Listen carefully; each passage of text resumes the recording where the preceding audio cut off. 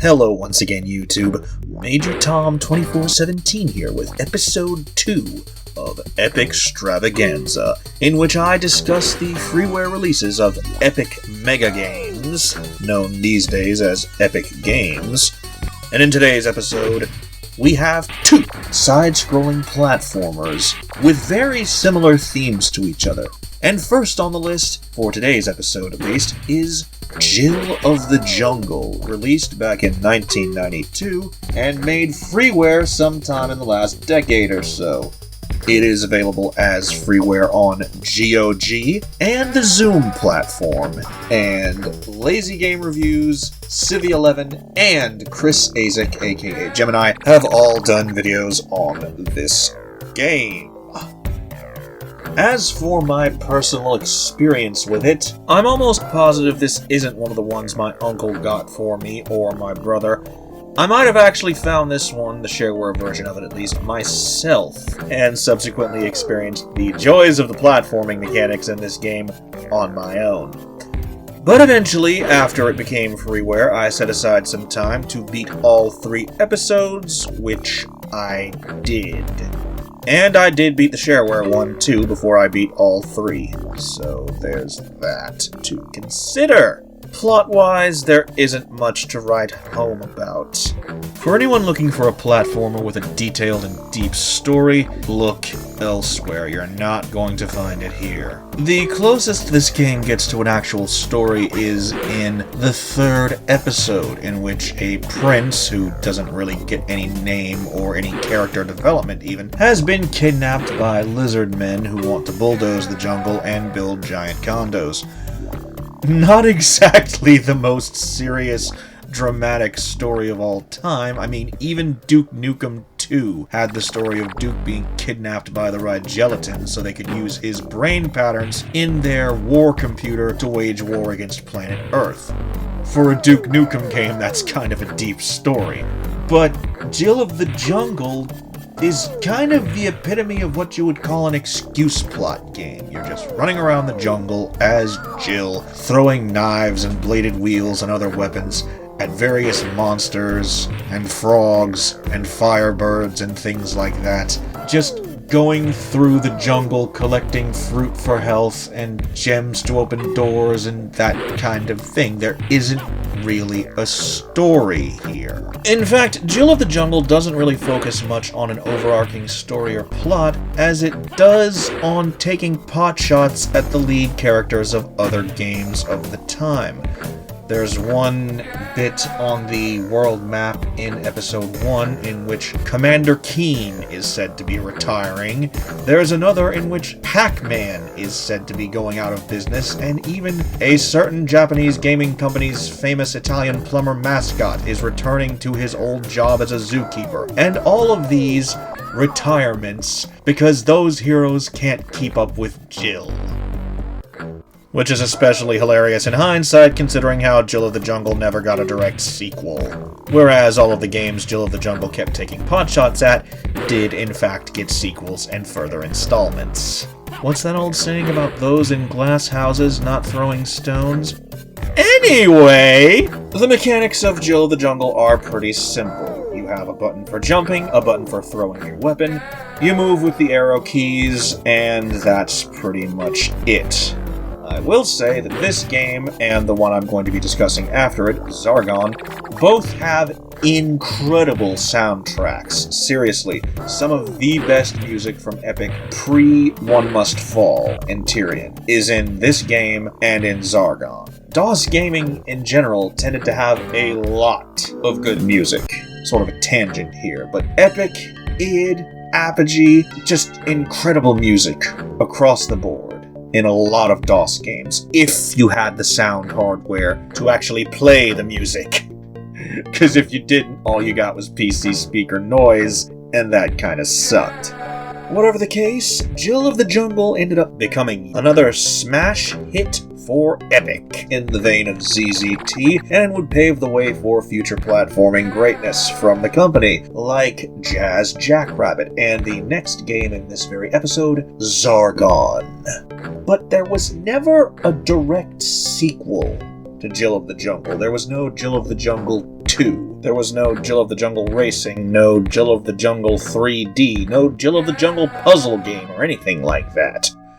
There was Jungle Pinball in Epic Pinball, where several items, enemies, and of course Jill herself, and a lot of background elements from Jill of the Jungle made appearances as score items and other elements on that particular table. And from 6 Pound Sledge, published by Union Logic, was Vinyl Goddess from Mars, which plays almost identically to Jill of the Jungle, but with larger sprites, smoother scrolling, better graphics in general, and a similarly epic soundtrack. Epic soundtrack, but it wasn't from Epic Games. See what I did there? Anyway, other than the similar gameplay to Jill of the Jungle, Vinyl Goddess from Mars was completely unrelated to it.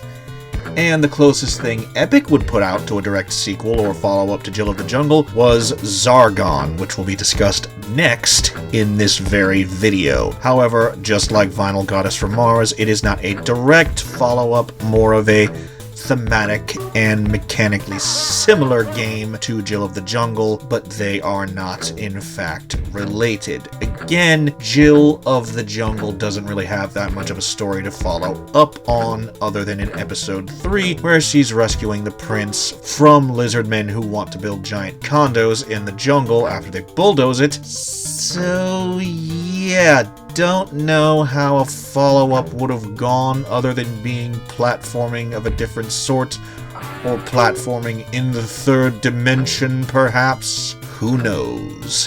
What is very much known is that Jill of the Jungle was another hit game for Epic, and they followed it up with further success stories throughout the rest of the 1990s.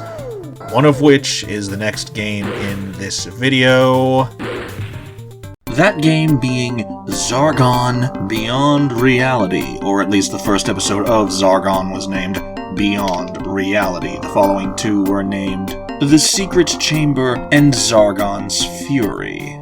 Before I go too far in talking about Xargon, I do want to mention that Vinyl Goddess from Mars was in fact going to be the sequel to Jill of the Jungle, but apparently Epic thought there were some quality issues and didn't like how things were going, so they dumped it like the proverbial hot potato.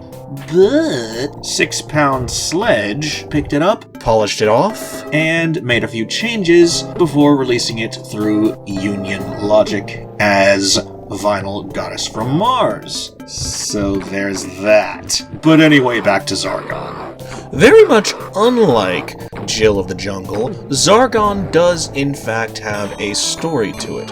You play as Malvinius Haversham, archaeologist, on assignment in Madagascar to catalog the findings at the ruins of a civilization belonging to a newly discovered people known simply as the Blue Builders. These ruins, much like the civilization that built them, have been heretofore unseen and untouched by the eyes and hands of mankind. And Malvinius is apparently the only one working on the site, which explains why no one notices when he trips some kind of defense mechanism inside one of these giant blue temple-like structures, which activates a gas that nearly immediately knocks him out and sends him into the strange and bizarre world of Episode 1, and Episodes 2 and 3 as well. They're the same world. But anyway, our hero Malvinius eventually discovers that this strange new world is plagued by the rule of a tyrannical being known as Xargon. And yes, Xargon is the final boss of the game. Also, there's a talking giant eagle that occasionally shows up to help Malvinius. And as far as personal experience with this game goes, the shareware version of Xargon, consisting of the first episode, was on a CD compilation called the Cybernet Ultimate Gaming Pack that my uncle had, which also had a bunch of sharewares like the shareware version of Hexen, the shareware version of Doom, shareware version of Duke Nukem 2, shareware version of Descent, all sorts of great stuff. I have a list of the titles that were on that shareware disc. It's quite fascinating, really. But anyway, eventually, Xargon, like Jill of the Jungle, was released as freeware, and as such is why it's included in this series.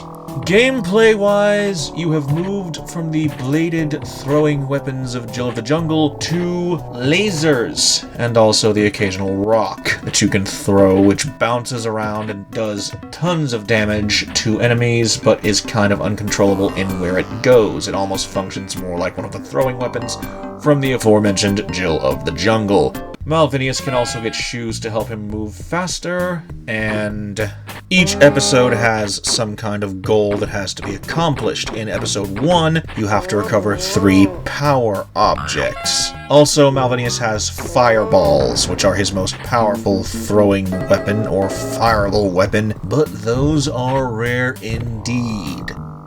Unless you use cheat codes. Anyway. As I was saying, the goal of episode 1 is to find 3 power objects and make it to the final level with them.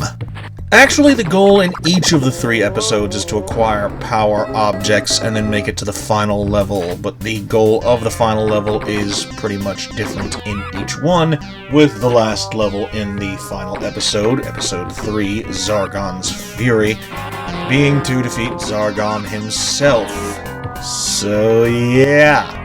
Elsewise, the world map is incredibly similar to the one in Jill of the Jungle Episode 3, Jill Saves the Prince, with the obvious difference being that the one from Xargon looks a lot nicer. Pressing Enter while on the world map, or in a level, shows you your additional inventory, including rocks, fireballs, gate keys, etc. The music is excellent, the enemy design is varied enough that you never get bored of them. The protagonist, Malvinius Havershim, actually gains some character development as the story goes on, going from being confused about where he is and what he's doing there to slowly gaining confidence in his own abilities to stop Xargon's tyrannical reign over the entire land. If you liked Jill of the Jungle and thought that it needed a direct sequel from Epic, which, just like Vinyl Goddess from Mars, this game was once considered to be, before the inevitable shift in direction during development, which spun this off into its own thing, Xargon is definitely a worthwhile use of your time, a great gaming experience, and a wonderful freeware title to have in your library. And for anyone curious, yes, Chris Asic, aka Gemini, has covered this one, just like he did with Jill of the Jungle and ZZT, in a video in his Ancient DOS Games series. So if you want to know more about this excellent game, I highly recommend going check that video out, preferably after you've finished watching this one. Or right now, your choice.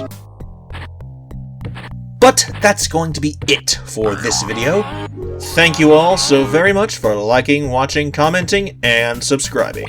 I hope you've enjoyed both this and the previous EpicStravaganza video, and all the other videos I've been uploading to my channel, and I hope you continue to enjoy the further installments of EpicStravaganza and everything else I put on this channel in the days, weeks, months, and years to come.